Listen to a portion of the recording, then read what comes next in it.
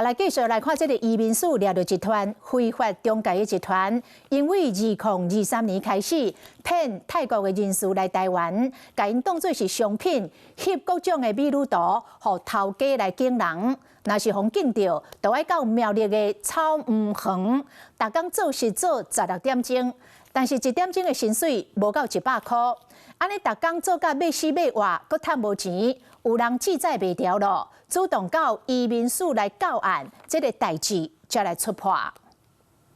不要跑！不要跑！不要跑！來台灣非法做山工的泰籍人士，一看到警察都腳底抹油。不要跑啊！警察來救你的。因何非法的中人集團騙來台灣了後，逐工紅標咧佇苗栗一區草悟園做事做16點真久，各紅扣超過70萬的薪水。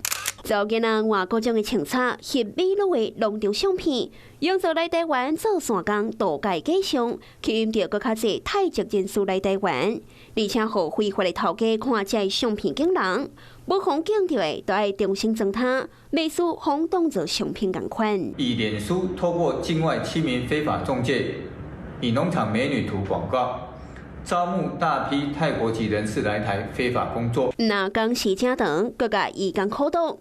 被害人個紅洗腦，將泰國的土地甲厝攏賣賣去納予中人，也有納各種不明的款項。原來1點鐘薪水無到100塊頭路，人口販運的案件會來觸破，也是因為那個超過期限個老店台灣的泰籍人士擋袂掉，去移民署自首。破獲由國人、林蘭等14人組成之跨國人口販運非法仲介集團，招募來台非法工作泰國籍人士達近100人。非法的中人集團自2023年就開始招募，專門來做跨國勞力的綁架，講利用了都無要管待被害人的生活。